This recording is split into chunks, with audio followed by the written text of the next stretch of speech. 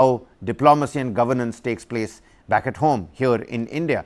And lastly, India, the United States and Saudi Arabia are going to sign a major rail connectivity deal for the Middle East. That is something that is on the cards. Apart from that, Rishi Sunak is going to hold a bilateral between India and the United Kingdom, and a trade deal is likely on the cards. Apart from that, later on in the evening, that Italian bilateral that's going to take place as well.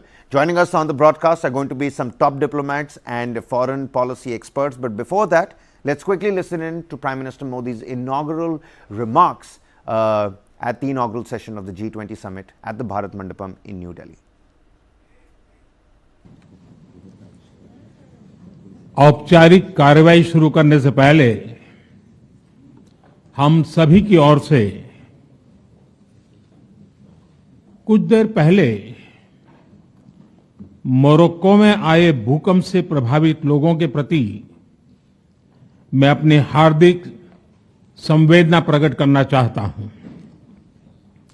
हम प्रार्थना करते हैं कि सभी injured लोग शीघ्र स्वस्थ हो। इस कठिन समय में पूरा विश्व समुदाय मोरक्को के साथ है और हम उन्हें हर संभव सहायता पहुंचाने के लिए तैयार हैं।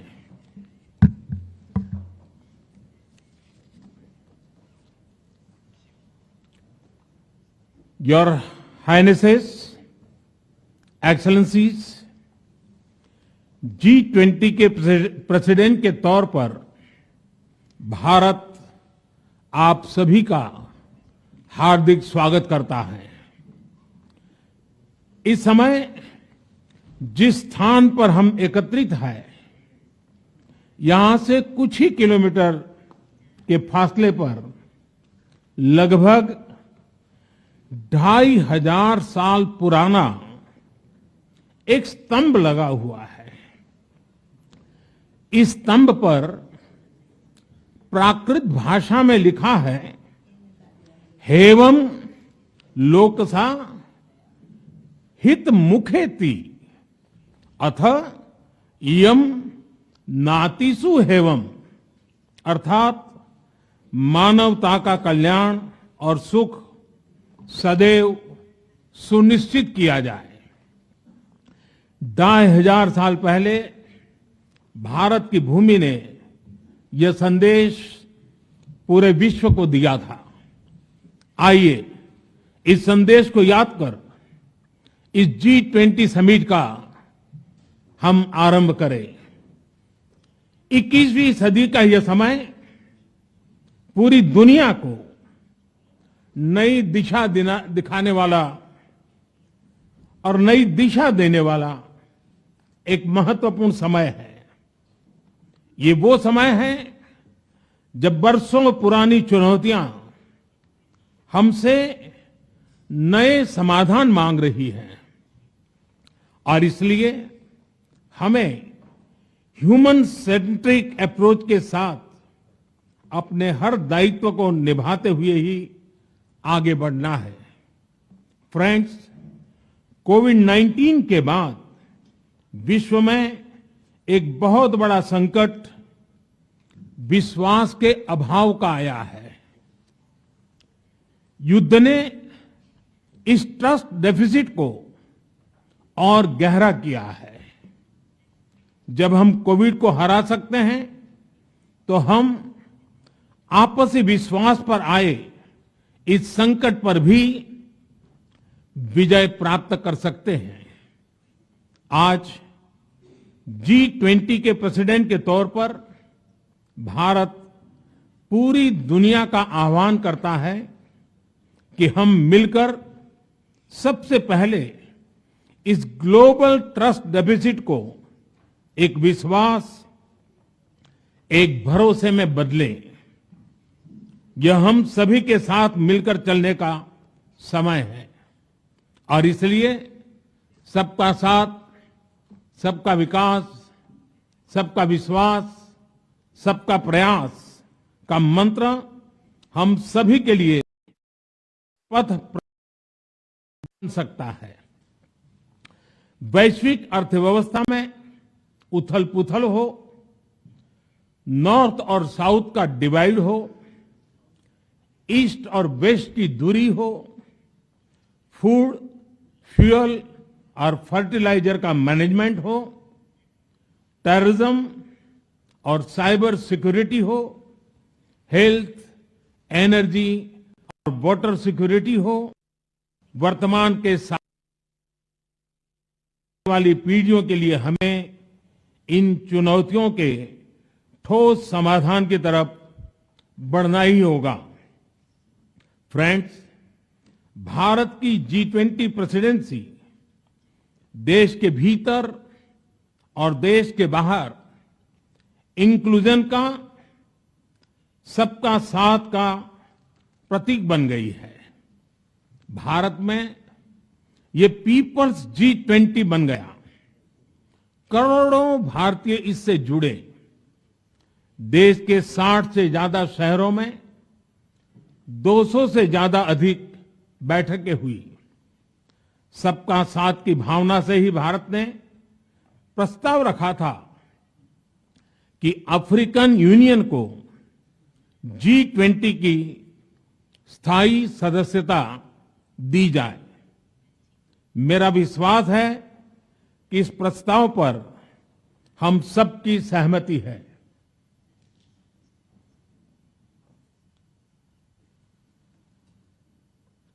आप सबकी सहमति से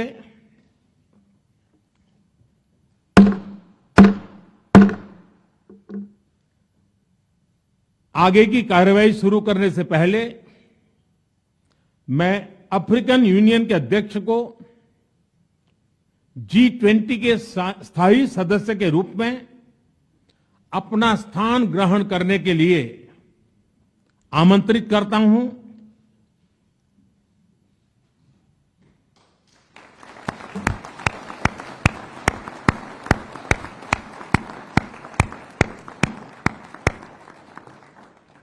excellency,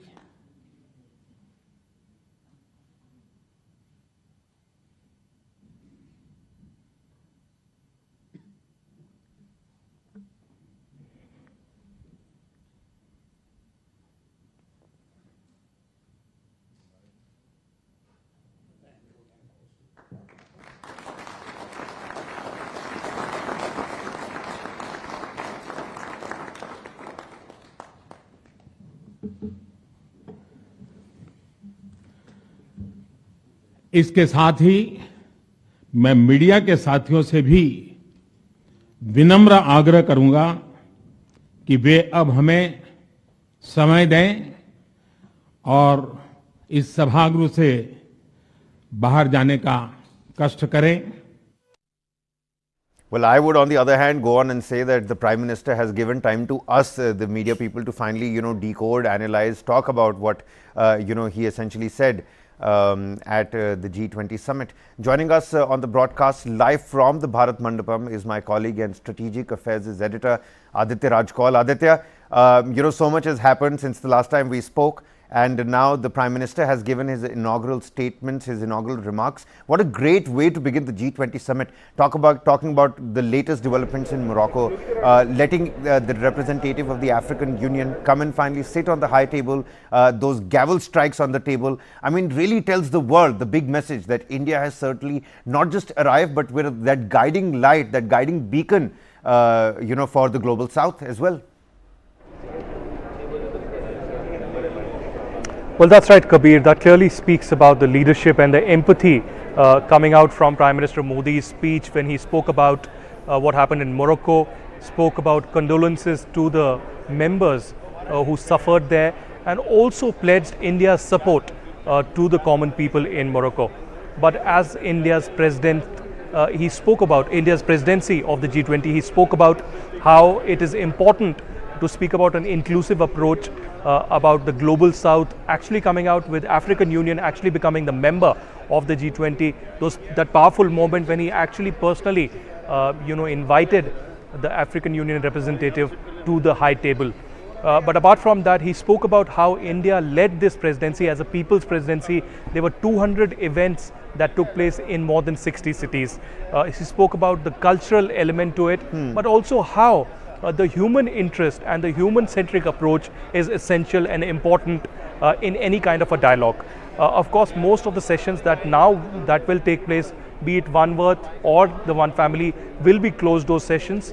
And perhaps later in the day, or most likely tomorrow, we'll have the New Delhi Declaration or the communique. But till that time, there will be a lot of deliberation, a lot of debates that will be taking place within the premises of the Bharat Mandapam, where all the top leaders are present and they are making their initial remarks. As the president of the G20, India got the customary initial introductory remark, and that was televised live all across the globe. But rest of the remarks would be completely indoors in a closed centric manner. But there are a host of bilaterals that are lined up today as well, and apart from that, we'll also have some multilaterals, and UK Prime Minister will be meeting Indian Prime Minister sometime in the afternoon, and tomorrow the French President would be interacting with Prime Minister Modi. Absolutely, a dinner and then a luncheon with Emmanuel Macron tomorrow. That is on the cards. But Aditya, at the same time, you're at the International Media Center. What kind of information are you getting there? Because we know that all these talks are happening behind closed doors. And whilst you're telling us what kind of information you're getting at the IMC, also tell us how the international community, responded to the initial remarks by Prime Minister Modi. Well, there is a presence of the entire international media out here. It's not just the Indian media.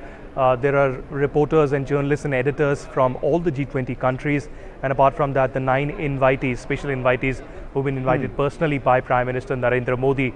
Apart from that, of course, the Indian Prime Minister spoke about Morocco, and that is something that the global leaders are closely monitoring, the kind of devastation that has happened and the casualties that are being reported from Morocco. Right. And of course, the big sticking point in this G20 has been the Ukraine-Russia conflict, Russia's invasion of the Ukraine, and the humanitarian crisis that is developing there. US, Germany, and Canada are likely to highlight that. And will there be a consensus is something that needs to be, we need to wait and find out in hours ahead.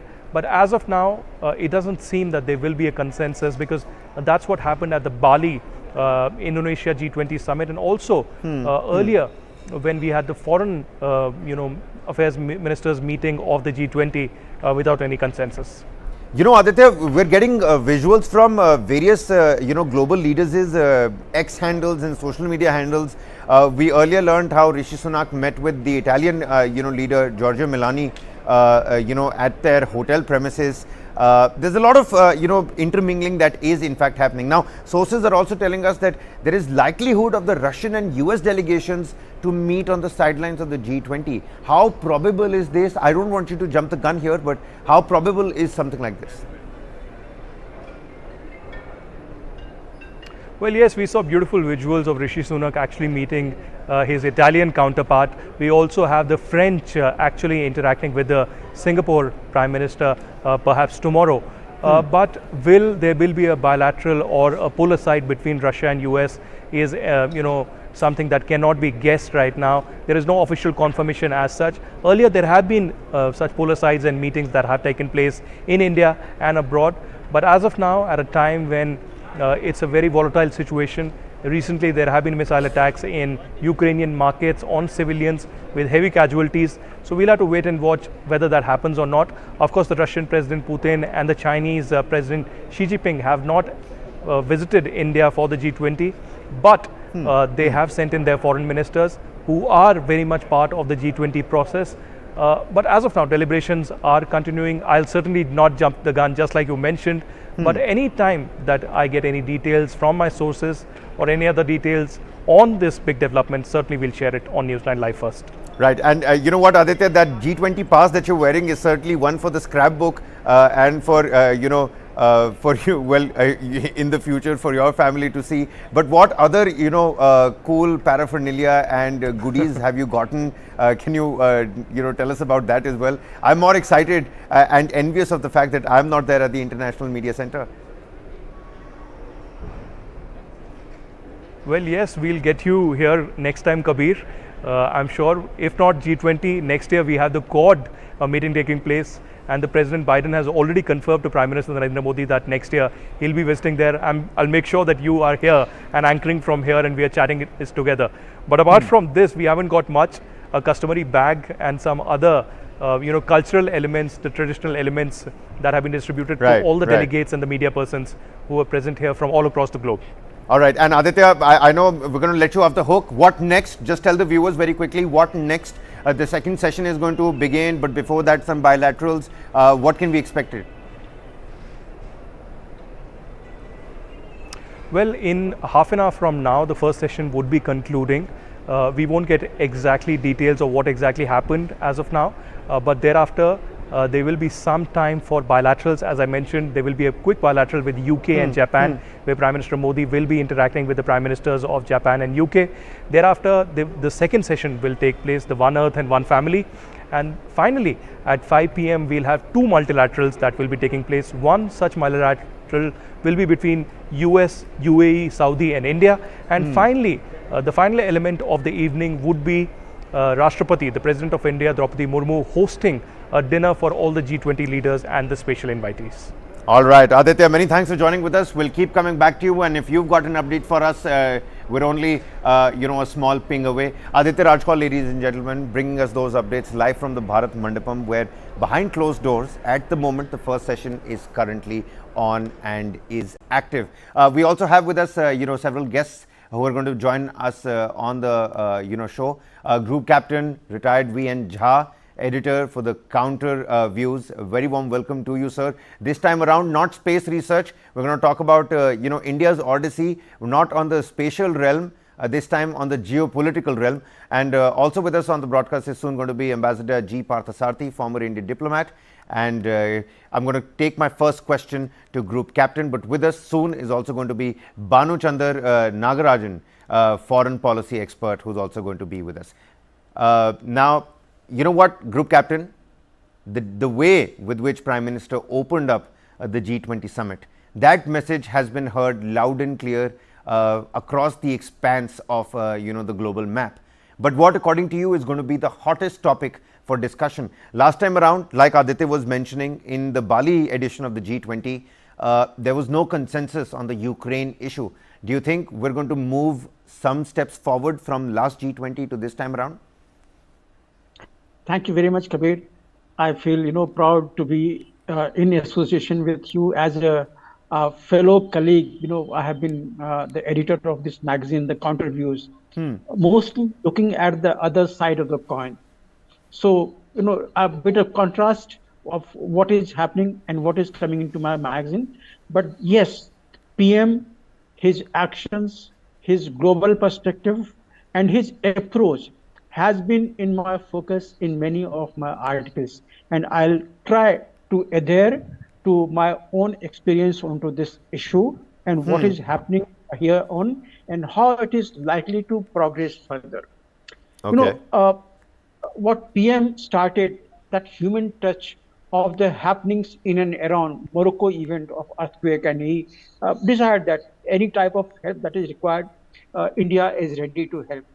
This is not in isolation. This we have seen happening in Turkey. This we have seen in case of Nepal. This we have seen happening in case of floods elsewhere, whether it is the situation in Sri Lanka, somewhere else. So, Operation Ganga, Kaveri, you name it. I'm with you on that one, Group Captain. Absolutely. So PM has been sensitive to these issues, these natural calamities.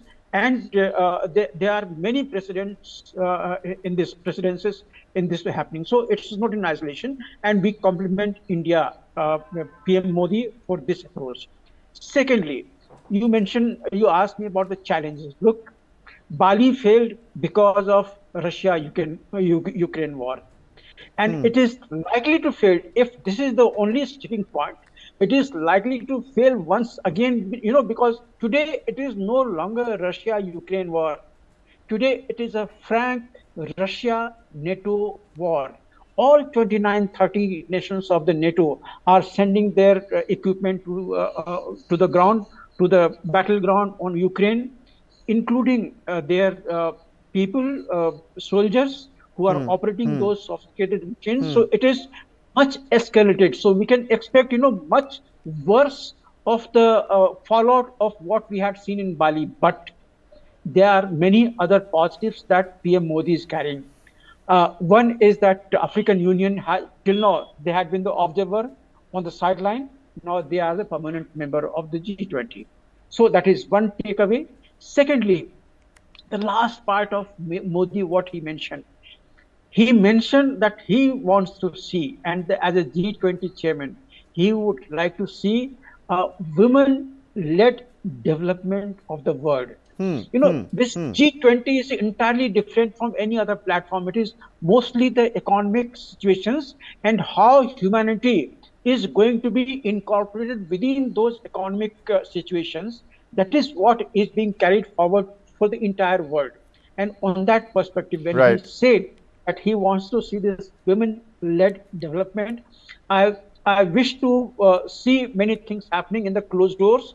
But when the consensus forms, there the only point, sticking point, Ukraine-Russia war may not be any longer there. There may be many other positives which is coming there, which will surpass the Okay. Okay. negativity in Russia war. That is how I see the things All right. happening.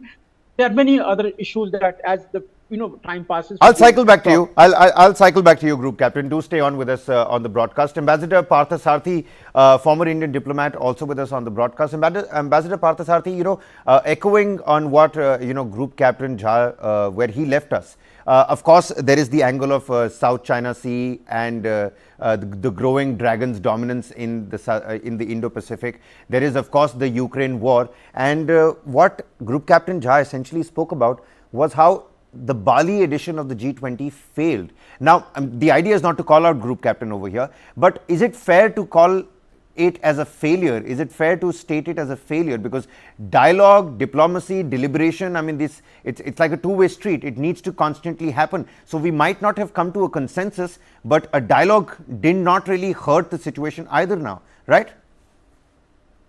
I would pass judgment. I think the Indonesians did an excellent job. They produced the best result they could in the circumstances. As the host, they remained fair to all present, and whether it was the Russians or the Chinese or the Americans, and that is what a host is expected to do. So I wouldn't call Bali at all a setback. In the circumstances, the Indonesians achieved the best they could, and which anyone could in those circumstances. And India is going to face a similar problem. First I want to come back to the getting the African Union in. I mean, let's face it, this was a racist organization in the absence of anything from Africa. It was a ridiculous situation. And I am glad we pushed it. Right. But then, having served in Africa, all I can say is when I served there, everybody remembered Mahatma Gandhi, of Right. being the first to fight apartheid and racial discrimination. And I think certainly many of our ambassadors now in the African countries will be saying, hey, India was the first guy who gave us a fair deal. And you can't sort of call yourself an international organization of this stature and exclude an entire continent. So if you ask me, in real terms, I think we will be sort of being told that India really contributed twice against racial discrimination. Once in Mahatma Gandhi's time. Right. And the second time around is when we said you can't have an international organization excluding the entire African continent. So I think that sets one record straight as what has been achieved. The other point I want to make is of India itself. I think what we have to now start pushing towards dangers posed by climate change. We've seen it this year. Right. Excessive heat, burning, fires everywhere. And I would hope that this conference comes across with ideas and a framework, under which every country contributes towards the coming menace and dangers of climate change. And I think Mr. Prime Minister Modi has focused considerable attention on problems arising from climate change. And we will also start feeling the heat in India. So, as I see, these are the most important gatherings. Okay. Yes, Okay. the divisions will continue. Yes, the Americans will and the Europeans will have a knock at the Russians. The Chinese will join the Russians. So let's not get into the merits and demerits of this dispute, but try and contribute to seeing how the tensions continue. You know, Ambassador Parthasarathy, since you've served in a few of those African nations, there's this internal African politics that's also taking shape in terms of people coming from the side of the divide saying maybe first we should have been an African Union and then sort of got in touch with our cultural roots. On the other hand, you've got various African stalwarts who've said back in the day that first we need to come to terms with our cultural backings and roots, and then finally look towards envisaging a collective African Union. Now African Union today is sitting there on the high table. Safe to say it's a G21 now. Less racist, you're right over there, but how does this affect Africa's internal politics? I'm just asking this question since you've served. That's an interesting thought. I think all the Africans they have always felt left out of the technological revolution and have been left much more backward than we were left when the British left. So they started from a huge disadvantage, but they had some basic advantages of language and so on and so forth. But even that has been caught in great power rivalry. The Chinese are now creeping all over East Africa and West Africa, and it's going to be a rat race for the natural resources of Africa, which are huge. And the Chinese are going to spur that. But the interesting part of it is, when I was in Africa, you had some 20,000 Chinese workers helping in the work. The Chinese have a tendency to be quite racist, which is, pretty much equal to that anyone else. And that was an interesting experience. So, and now the Chinese have now led a good part of East Africa into a debt trap. Like they have led Sri Lanka. Let us see how they emerge.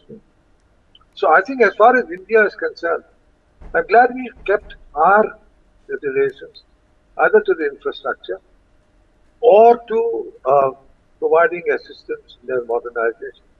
We find large numbers of Indians working across countries in Africa. And for us, it's in a sort of way forgotten one thing, sort of destination. I was very pleased to serve there and learn a lot. The first time Tanzania just said goodbye to all the Europeans and replaced them with Indians in every job, including government.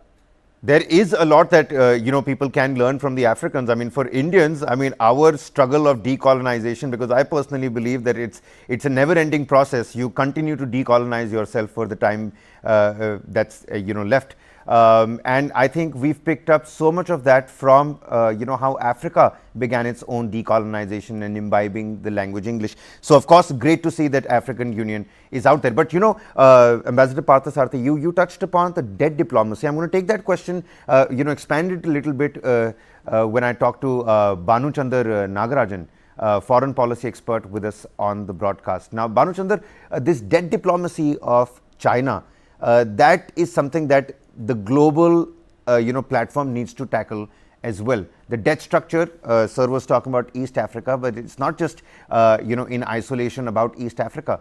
The entire world is going through a weird kind of a debt structure, and that's why the Indian International Monetary Fund's MD is also here at the G20 summit.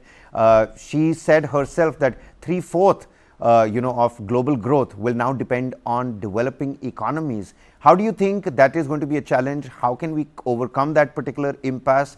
And what's your opinion on the debt diplomacy of the dragon? I'll just dwell on that, but before that, just give me a minute on whether this event is a success or not. Of course, the Delhi Declaration is still being worked on. There are many issues to be sorted out, and history will judge whether the event was a grand success or not. But as of now, sitting here, we can safely assume that it is definitely not a failure. It is a success for two simple reasons. One is obviously the historic entry of African Union into G20, making it a G21, like what you said. Secondly, the process itself, it's not just the destination, right? The process itself involving 125 countries that have actually come here and sent diplomats. 1 lakh people have come from abroad, like 15 million, 15 crore people, Indians directly or indirectly participated in it in spread over all of India. So this has been a very wide-ranging and comprehensive process. So look at the amount of capacity building that would have happened, the cultural exchanges that would have happened, the social capital that would have generated. That itself will be a big deal. So there might be minor quibbles on what to go into the declaration or not, especially with regards to Ukraine, like Adgraj Kaul was saying. But apart from that, if you look at the process, then it is already a grand success. Then coupled with the fact that African Union is already there. So that is my take as of now. Coming to your question, you are absolutely right. This G20 comes at a very difficult time for the world. India is doing very well, fastest growing large economy and so on. So we might be obvious to what is happening in the world. So if you look at it, 1/3 of the world is in recession and 75 countries are in debt. So this calls for a serious introspection on what is happening, especially with the Belt and Road initiative that has indebted many countries. If you look at even the sustainability forum within the G20 tracks, there is $100 billion fund that $100 billion money transfer that should have happened by now from the developed countries to developing countries for combating climate change. That has not happened yet, but we are still talking about increasing the climate goals and so on. So finance is a very, very important part, and there is a separate finance track apart from the Sherpa track and the civil and the engagement tracks. So I'm sure, like all the financial wizards of all the G20 members would have actually spoken about it. It will probably come out as a statement or part of the declaration.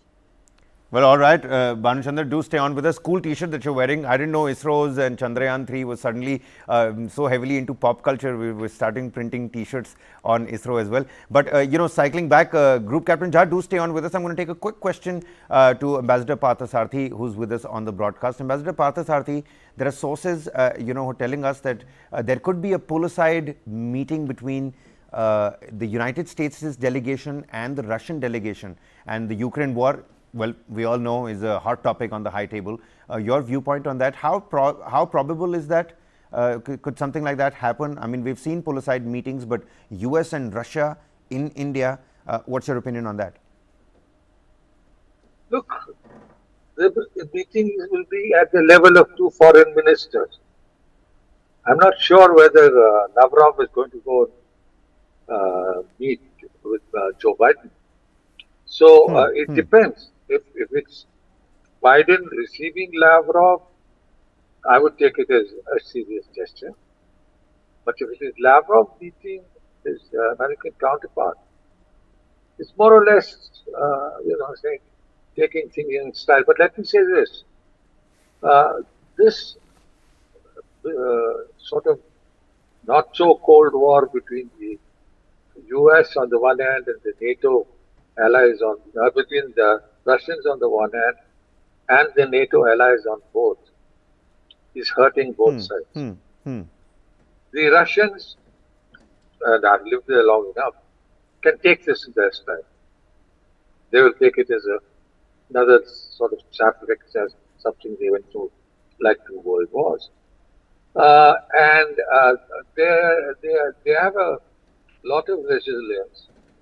And the West will have to make up its mind. I mean, let's be real, I say. The Russians are not going to leave Crimea, which in any case was there from the 17th century, and just walk away. It denies them their access to the sea. I mean, they're not Russian. This whole battle is not about Ukrainian territory. The heart of the battle is Crimea. And the fact of the matter is, Crimea has been ruled by Russian Tsars since 17th century. So I think that is the hardcore thing. The Americans and the West, this is not all charity. You deny them Crimea, you're denying them access to the Indian Ocean. And even for India, the next India, just to the west of Crimea, is the Tashkent port, which even after the days of the split of the Soviet Union was ideal for our exports. And that's a very narrow consideration, I agree. But I can't, having lived with Russians, through the Bangladesh crisis when they backed us, I don't think these are guys who are going to give up easily. And the fact of the matter is, they've got the backing of China. And how long is the West going to take this? This sort of loss of lives, attentions. The best thing is for them to sit down maturely and find a way out. But I'm not very sure that Russians are going to return to the status quo. All right. Group Captain Jha, pertinent points that Ambassador Parthasarathy is making over there. Just wanted your opinion on, this little aspect, because today we're also learning that India, United States and Saudi Arabia are going to sit together in the evening and sign a major rail connectivity deal in the Middle East. Your viewpoint on this, help the viewers understand how this is going to benefit India, Saudi Arabia, the Middle Eastern region. And why do you think United States is excited about this rail connectivity project in the Middle East? Because I'm sure everybody has got an ulterior motive here now, don't they? Well, the motive may be whatever. The motive may be locomotive. There, but hello.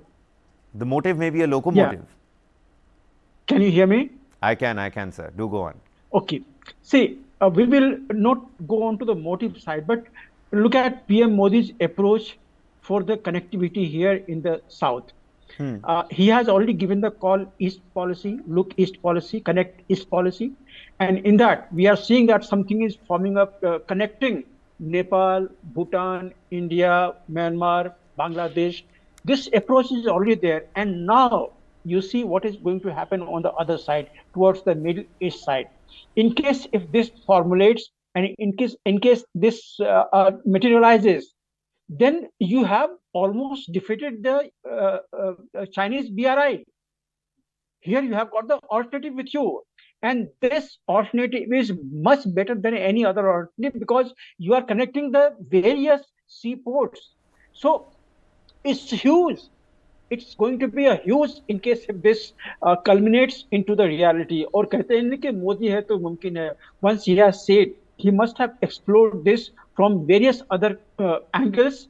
It is feasible, and then only all these talks are happening. That is how it is going. But I would just like to add on to what Mr. Parthasarathy. Mr. Parthasarathy is a seasoned, diplomat. No one can question his wisdom on any issue that he has spoken. But I would just like to add. Look, the Russia-Ukraine war has not started 2022. It has started way back in 2012 itself. For last so many years, Russia has been fighting for the rights of Russian-speaking people who have got the allegiance to Russia in the entire Donbas area.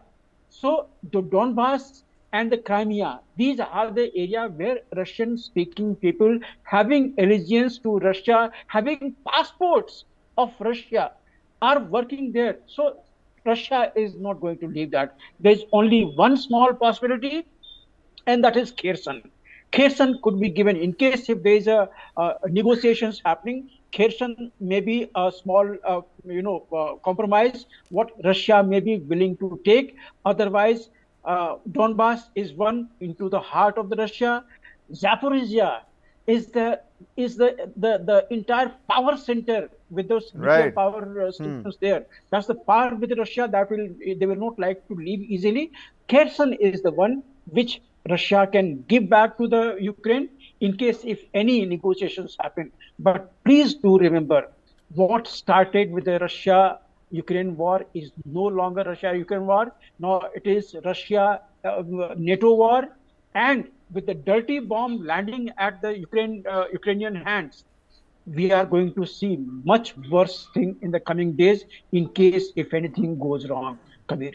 Right, and it only goes on to say that the G20 summit comes in, very happy time in that sense, because if more devastation and destruction is on the cards, then what better place and platform to talk about it than the G20 summit? And it seems like things are just a tad bit, different over here this time around when under India's presidency. It's more like a festival. Coming back to Bhanu Chandar Nagarajan, who's with us, a foreign policy expert on the broadcast. Bhanu Chandar, before we wrap up this show, one important thing that many people are talking about is that under Prime Minister Modi's leadership, we've got the Solar Alliance. We have the the resilient disaster management infrastructure, an institution, an international institution along those lines. And now thirdly, we might have an OFA as well, a One Future Alliance, looking at an international public digital infrastructure. Earlier, the German minister was in Delhi and he went to the vegetable vendor and he used the UPI platform Paytm and transferred some money directly to the vegetable vendor and was actually left awe-inspired. Now, when we're looking at OFA, the One Future Alliance, and this international digital public infrastructure, how soon can we expect something like that? What might the system look like, and what role can India play on that end as well? You hit a nail on the head when you said that India has been almost a leader when it comes to sustainability. We are on very, very strong track, not just because of the disaster reduction, disaster resilient infrastructure and the International Solar Alliance. We have successfully met the goals of the Paris Agreement already, 2 of the 3 goals at least. 9 years ahead of target. Like we were supposed to achieve them in 2030. Now we are in 2022, 2021. We already achieved emission reduction and having a certain percentage of renewable energy in the total energy basket. And also our own internal reforms in terms of building toilets, 11 crore toilets, and providing 10 crore water supply lines. These are actually very environment friendly, and as Prime Minister Modi has said, these are Indian solutions to global problems. These are not just Indian problems. There are many African countries and other Asian countries that are facing the same problems. So we are offering them sustainable solutions. Apart from that, there are 3 things on sustainability. One is there is the green hydrogen innovation effort that is happening. Then there is the global biofuel alliance that is happening. And thirdly, the use of millets for sustainable agriculture. That is also on the table. And last but not the least, there's another program called LIFE, which is based on sustainable living, Ayurveda, and so on. So all of these form a very comprehensive basket of sustainability. And as I said, that there are many countries, going back to your previous comment on debt, there are many countries dealing under debt. So how do we achieve these sustainable goals in a financially responsible manner is something that the leaders will discuss and come up with something. On the other issue of digital public infrastructure, like what you said, India is like the envy of the world. Even in the US, they had hard copy COVID certificates instead of the digital ones that we have. So we are far ahead, and we are now developing similar digital platforms for e-commerce in ONDC. So we are much far ahead, and there's a lot to learn. In fact, in Bharat Mandapam, there is a pavilion. There's a pavilion on finance innovation set up by the RBI, which is displaying and showcasing what India has already done. So, and also like one last point that actually doesn't get a lot of attention in the press is on gender empowerment. How there are a lot of women-centric issues that have been discussed in the forums leading to the G20. Reducing digital divide in women in leadership positions, increasing female labor force participation, and so on. So I think it's a very inclusive, comprehensive, and sustainable agenda, and it has been carried, like what I said, with a large population, large amount of delegates. So I think what we are going to get out of this is a very rich document that is going to stand the test of time. I think when it passes on to Brazil next time, they have a very hard comparison. They will have to actually strive very hard to accomplish. No, you're absolutely right. India has certainly, set the bar real high for all the upcoming presidencies and the G20 summits. But you're right in pointing out that now from a GDP centrist growth, it has turned towards a human, humanist and a human-centric approach. From a women empowerment, development, it is now turned into women-led development and empowerment. You rightly, hit the nail on the head over there. But African Union, it seems to be till now, before all the bilaterals and the pull asides, happen, is the highlight of the day. African Union now getting a full membership status. Let's quickly listen to what the Prime Minister had to say in those opening remarks vis-a-vis Africa Union now getting its fair seat on the high table. सबका साथ की भावना से ही भारत ने प्रस्ताव रखा था कि African union को G20 की स्थायी सदस्यता दी जाए। मेरा विश्वास है कि इस प्रस्ताव पर हम सबकी सहमति है।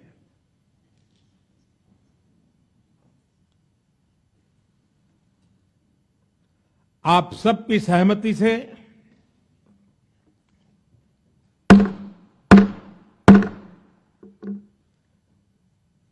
आगे की कार्रवाई शुरू करने से पहले मैं अफ्रीकन यूनियन के अध्यक्ष को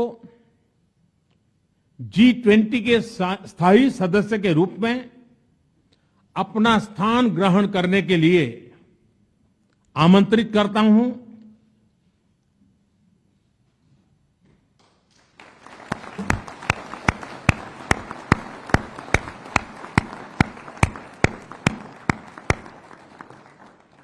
Excellency,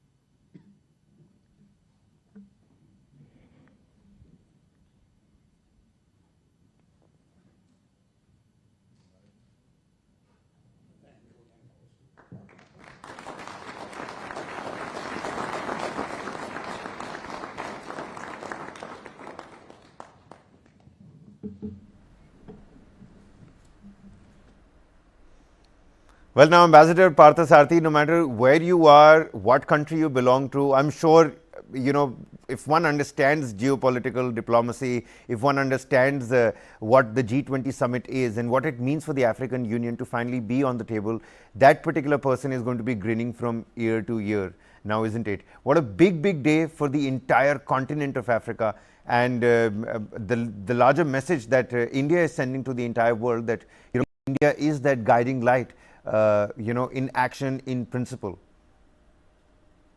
Well, I'll just end it with a thought. The Africans first looked at us in positive terms with Mahatma Gandhi's struggle against apartheid.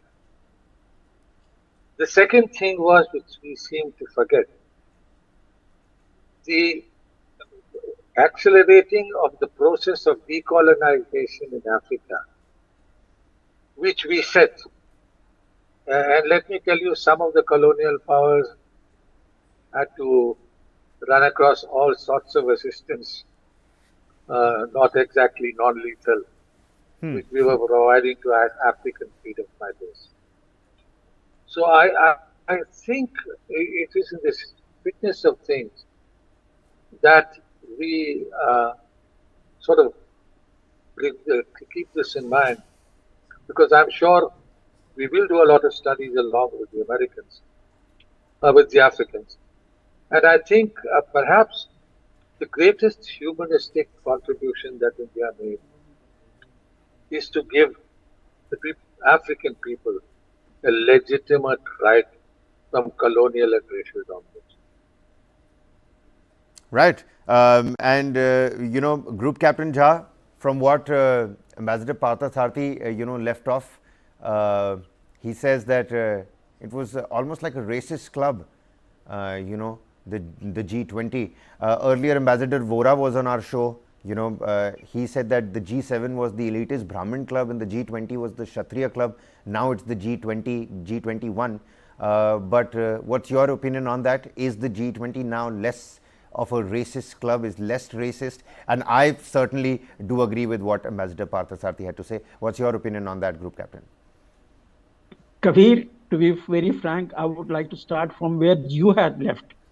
When, see the difference in the approach. Recently, we have seen one expansion of the BRICS in South Africa. But that expansion is going to happen next year. Look at the same expansion of G20 here in India. He spoke about South Africa membership and confirmed it then and there itself. His look around when he announced that I offered this one membership to that, and then he looked around. Obviously, there was no opposition to it, and he welcomed the new member, made him sat down. This is what I love in this leader, our PM Modi. He ensures it that what is to happen happens there, then and there. From now onwards, African Union is part of entire deliberation what is going to be there. So the suppressed voice of South or Africa is going to emerge here on this table itself, and it is going to find place in the deliberation that is going to come out tomorrow. This is one thing very great. And what Mr. Parthasarathy spoke, he is walking encyclopedia for most of us. So he is absolutely right onto the track that this is what the changes are going to happen, and we must accept it. Look, it is just the beginning of the summit. It has just started an hour and a half back, and we are seeing so many things happening. Just wait for the time to come.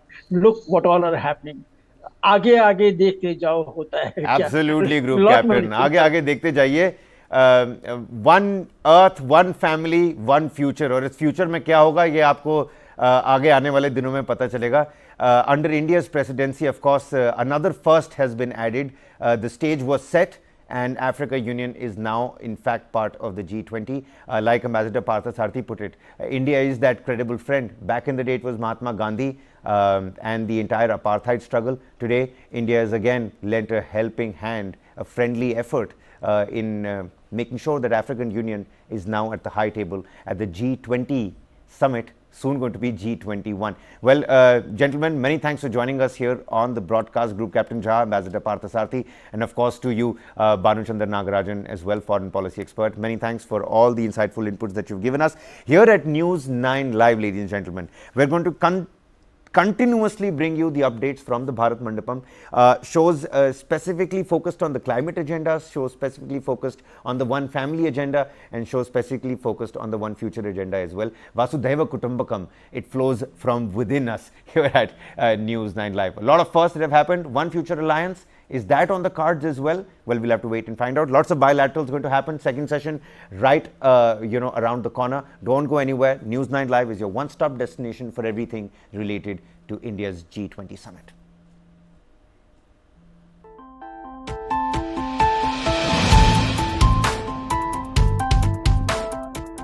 Well, first of all, thank you for the warm welcome. It's fantastic for me to be back in India. Obviously, it's personally very special for me to be here, particularly with Akshata, and we've thoroughly enjoyed the first few hours of our trip so far.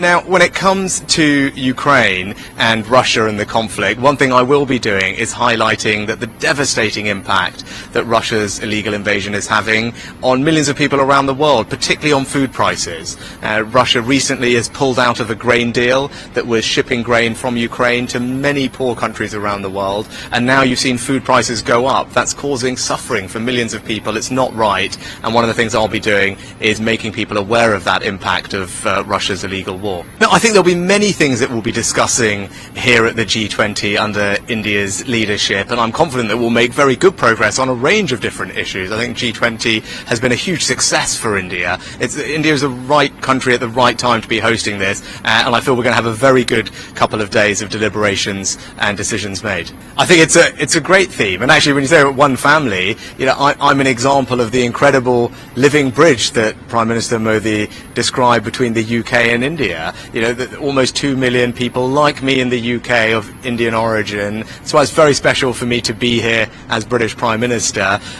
you know, in the country where my family are from. Well, you know, obviously, you know, my wife is from here, from Bangalore. We got married in Bangalore. We used to spend lots of time together before we had children in Delhi, and we're trying to figure out if we can go to one of our old favourite restaurants this evening. But look, it's personally incredibly special for me to be back in India. It's a country I love dearly, a country where my family are from. But to come here in this role, to represent the UK, to find ways to forge closer links with India and play a part in making sure that India has an incredibly successful G20. And I'm very proud to see India doing so well on the world stage.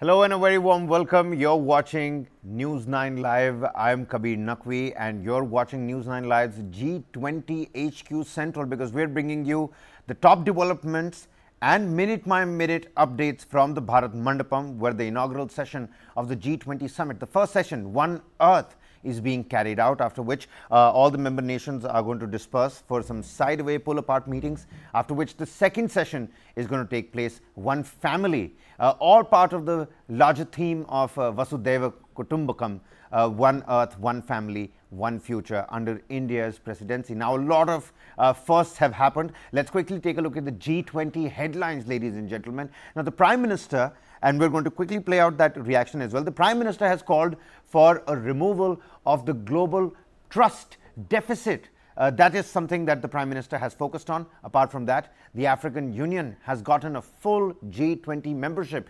Even before the inaugural session was, it began, it was initiated. The Prime Minister Modi, he spoke to the entire member nations, spoke to the media as well, told them right at the forefront about the Moroccan earthquakes and that India is ready to send across any and all kinds of help. After that, he took a vote. He spoke to all the member nations about, does anybody have any kind of objections with the African Union getting full membership of the G20? And nobody did so. There was a loud applause, and after the G20's African Union representative sat down on the high table, that is when the Prime Minister said, all right, I'm going to request all my media friends to now leave us be. We're going to carry out those deliberations and discussions and discourses. That's not all. Prime Minister Modi also asserted Sabka Saath, Sabka Vikas at a global level for the world to understand how diplomacy and governance takes place back at home here in India. And lastly, India, the United States and Saudi Arabia are going to sign a major rail connectivity deal for the Middle East. That is something that is on the cards. Apart from that, Rishi Sunak is going to hold a bilateral between India and the United Kingdom, and a trade deal is likely on the cards. Apart from that, later on in the evening, that Italian bilateral that's going to take place as well. Joining us on the broadcast are going to be some top diplomats and foreign policy experts. But before that, let's quickly listen in to Prime Minister Modi's inaugural remarks at the inaugural session of the G20 summit at the Bharat Mandapam in New Delhi. औपचारिक कार्रवाई शुरू करने से पहले हम सभी की ओर से